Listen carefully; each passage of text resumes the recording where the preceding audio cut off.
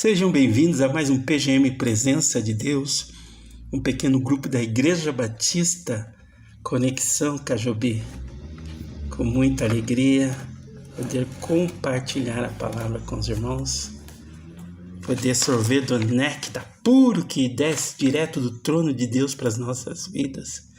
E hoje a gente vai refletir sobre 2 capítulos da palavra que estão lá no livro de Marcos, Evangelho de Marcos, no capítulo 15 e o capítulo 16, onde é narrado o processo de morte e ressurreição do nosso Rei, do nosso Senhor Jesus. É um processo que precisa ser vivido todos os dias na nossa vida. É um processo de morte para o mundo e ressurreição para Cristo. E esse processo ele faz toda a diferença na nossa vida. Não é religião que faz diferença, não é ideologia que faz diferença, não é política que faz diferença, não é ritual vazio que faz a diferença. O que faz a diferença é morrer para o mundo e viver para Cristo. É provar, experienciar esse processo que Jesus passou, né? Jesus, ali nessa passagem, narra os últimos fatos ali, até o Calvário, e narra também o fato magno, que é a pedra fundamental da nossa fé, que é a ressurreição de Cristo. E por que eu estou dizendo que é importante nós experimentarmos esse processo? Porque se eu não experimento esse processo que Cristo experimentou, isso quer dizer que eu não recebi ele na minha vida. E se eu não recebi ele, eu não passo de um zeloso homem religioso. E religião, com certeza, não faz diferença nenhuma em termos de salvação. Aqui nós estamos falando de salvação, de ter a vida transformada aqui e de ter esperança da glória pulsando no nosso coração. E ali no capítulo 15, mostra, na verdade, no capítulo 15 mostra as mulheres indo, preparando os aromas, as ervas aromáticas para envolver o corpo de Jesus. Às vezes a gente se pega fazendo a mesma coisa. Esse tipo de adoração é um tipo de adoração que os céus não recebem. O que seria isso? Nós não experimentamos o processo de morrer para o mundo, de viver para Cristo. E a gente fica ali marcando passo na igreja, marcando passo na nossa denominação, marcando passo na nossa religião. E a nossa adoração, fruto dos nossos lábios, fruto dos nossos atos, não sobem ao céu porque nós não experimentamos de fato o processo dentro de nós. Então a gente continua, lá no norte tem uma procissão chamada Procissão do Senhor Morto. Há milhares de pessoas dentro da igreja seguindo a procissão do Senhor Morto. E o que significa isso? Não experimentaram o processo de ressurreição, não experimentaram o processo de morrer para o mundo e de viver para Cristo e continua ali nos seus atos exteriores, na sua maneira de vestir, na sua maneira de jargão de falar, mas não foram transformadas. Isso é muito triste. E ali diz, no momento que Jesus expirou, diz que houve trevas, escureceu o ambiente. E às vezes a nossa vida está assim, está um ambiente escurecido porque nós não provamos do processo de morte e ressurreição.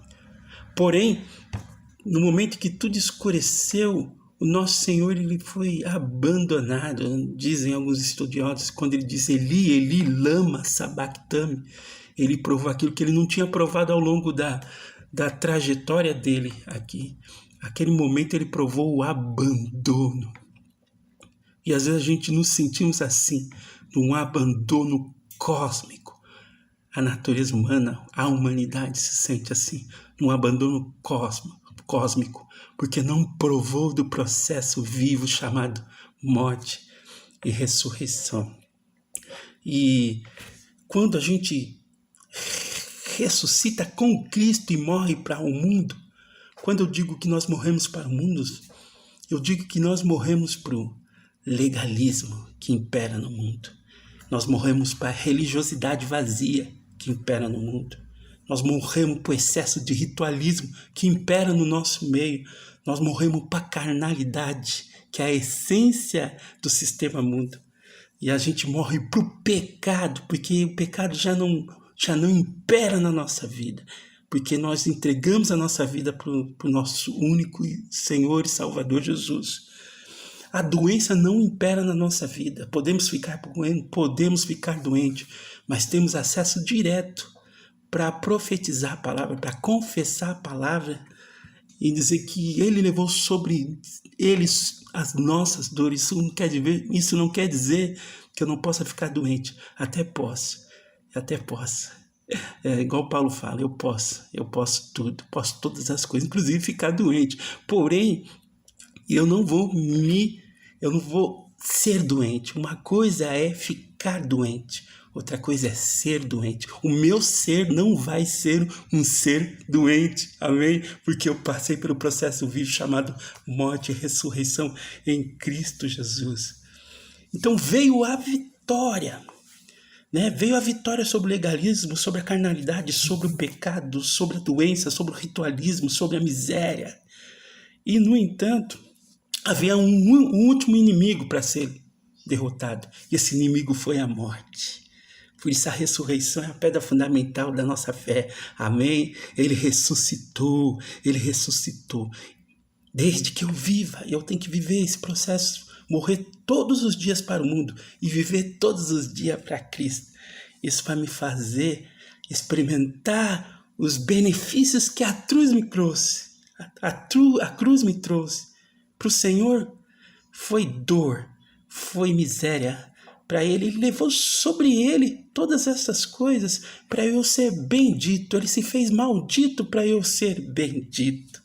No entanto, quando nós não experimentamos o processo vivo de morte e ressurreição, a gente está sobre as maldições do mundo ainda, digamos assim. Estamos sujeitos a experimentar o que as pessoas do mundo experimentam, a derrota, o fracasso. Não que isso não seja, eventualmente possa isso acontecer na nossa vida, sim, estamos sujeitos, estamos num corpo corruptível. Porém, nós não provamos aquilo que é promessa para as nossas vidas. E a ressurreição, quando nós experimentamos verdadeiramente o processo de ressurreição, é a ressurreição completa, inclusive dos nossos sonhos, inclusive dos nossos projetos. Porém, quando a gente não experimenta o processo vivo dentro de nós e a gente está ali na nossa religião, na nossa denominação, na nossa convicção, nas nossas ideias sobre Deus, é como se nós recrucificássemos Jesus todos os dias. Porque Jesus nos coloca no novo e vivo caminho. E a gente se contenta a viver do velho. Velhas ideias. Velhas ideias sobre Deus. Velhos fundamentos. Velhos rudimentos da fé. E não experimentamos o vinho novo. Eu te convido nessa manhã para experimentar o vinho novo. Amém? Te convido para não dormir no barulho do mundo. O que é dormir no barulho do mundo? Dormir é se deixar seduzir pelo sistema, ser seduzido pela vontade de potência política, vontade de potência ideológica, poder ficar bem ao lado do poder para poder ser influente na sociedade. Isso não faz a diferença. Amém? O que faz a diferença é estar no novo e vivo caminho. É provado o vivo processo de morte e ressurreição todos os dias na minha vida. Amém? Que Deus te abençoe nessa manhã. Eu te convido a experimentar o novo e vivo caminho que é Cristo Jesus. Morrer para o mundo e viver para Cristo. Ressuscitar todos os dias. Esse processo tem que estar pulsante dentro de mim. Amém? Fica com Deus, que Deus te abençoe. Porque quando eu vivo e novo, eu aprendo a amar a Deus sobre todas as coisas e amo meu semelhante. Eu amo o diferente. Eu amo as pessoas. No amor de Deus que desce do trono para a minha vida e da minha vida vai para a vida das outras pessoas.